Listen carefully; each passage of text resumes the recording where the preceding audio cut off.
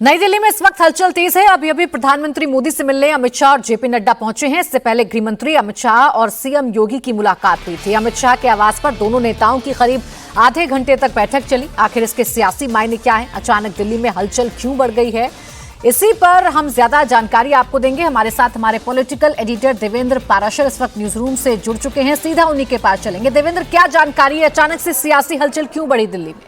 और देखिए 15 तारीख को यानी कि इसी महीने के 15 तारीख को उत्तर प्रदेश में 60,000 कांस्टेबल की जो भर्ती हुई है, जिनके उनको नियुक्ति पत्र दिया जाना है। और समझा जा सकता है कि एक साथ उत्तर प्रदेश की सरकार अगर 60,000 कांस्टेबल की भर्ती की है तो ये अपने आप में कितना बड़ा मैसेज है। बहुत सारे राज्यों में तो एक साथ इतनी फोर्स नहीं होते, तो उस लिहाज जो छोटे राज्य होते हैं तो उस लिहाज से एक बहुत बड़ा कदम। और इस एग्ज़ाम में, इस पूरी एग्ज़ाम की जो प्रक्रिया थी उत्तर प्रदेश में, क्योंकि पहले कुछ एग्ज़ाम पे बहुत सारे आरोप लग गए थे, बहुत सारे विवाद खड़े हुए, तो उस कंडीशन में इस एग्ज़ाम को बहुत क्लीन तरीके से कराया गया है। एक भी कोई लिटिगेशन का मामला नहीं गया। और दूसरी तरफ इसके फिजिकल टेस्ट के लिए भी जो ओलंपियन या उस लेवल के जो लोग थे उनको इन्वॉल्व किया गया। टेक्नोलॉजी का बहुत सारा सहारा लिया गया एग्ज़ाम कराने में। तो इस पूरी प्रक्रिया के बाद जब 60,000 कांस्टेबल की नियुक्ति की गई है तो उत्तर प्रदेश की सरकार इसे एक बड़ा कार्यक्रम कराना चाहती थी, जिससे पूरे उत्तर प्रदेश में एक मैसेज जाए कि किस प्रकार से रोजगार देने के मामले में भी यूपी सरकार अपना कदम बढ़ा रही है। और गृहमंत्री अमित शाह और प्रधानमंत्री नरेंद्र मोदी,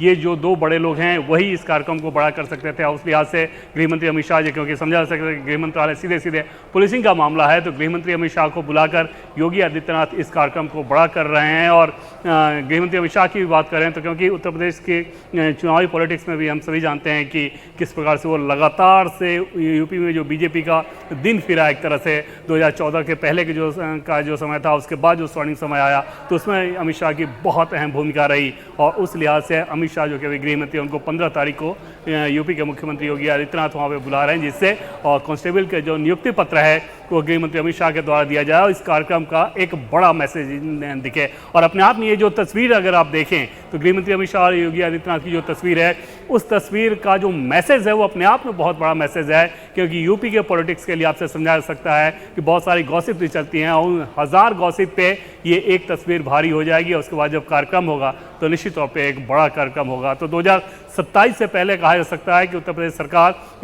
जो भर्ती को लेकर एक तरह से अभियान चला रही थी, उसका एक बहुत इंपॉर्टेंट माइलस्टोन है। और उसके लिए मुख्यमंत्री योगी आदित्यनाथ ने गृह मंत्री अमित शाह को बुलाने के लिए आज वो बातचीत की है। बिल्कुल देवेंद्र, जैसा आप कह रहे हैं, यहाँ से दो मायने सेट करने की कोशिश की जाएगी। एक तो ये कि अपनी उपलब्धि के तौर पर यूपी सरकार इसे दिखाएगी, और दूसरा ये बार बार जो विपक्ष की तरफ से कटाक्ष किए जाते हैं कि दिल्ली और योगी के बीच में सब कुछ ठीक नहीं है, ये भी एक मैसेजिंग करने की कोशिश की जाएगी। और देवेंद्र, इसीलिए समझा जा सकता है कि रात में बैठकों का दौर जारी है, रात में मुलाकातें हो रही हैं योगी आदित्यनाथ की, गृह मंत्री अमित शाह की और प्रधानमंत्री से।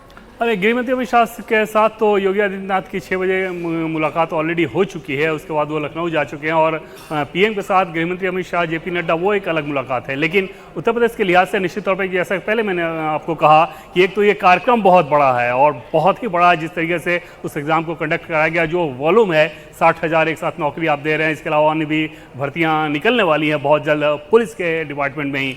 दूसरी तरफ पॉलिटिकल मैसेजिंग के लिहाज से ये तस्वीर और ये कार्यक्रम, ये दोनों ऐसे बहुत सारे अफवाह, बहुत सारे गॉसिप जो कि चुनावी प्रोस्पेक्ट के लिहाज से बीजेपी के लिए नुकसानदायक हो सकती थी अगर ये नैरेटिव बार बार अपोजिशन के द्वारा फैलाया जाए कि दिल्ली और लखनऊ में डिस्कनेक्ट है, तो कार्यकर्ताओं के भीतर एक भ्रम हो सकता था। उन सारी चीज़ों पे एक तो ये तस्वीर विराम लगा रही है, उसका जब कार्यक्रम होगा जिस दिन, वो अपने आप में पूर्ण विराम उस पर लग जाएगा। तो निश्चित तौर पर यूपी सरकार के लिहाज से और सत्ताधारी पार्टी बीजेपी के लिहाज से एक बहुत बड़ा इवेंट होने जा रहा है। बिल्कुल, बहुत शुक्रिया आपका देवेंद्र तमाम जानकारी के लिए।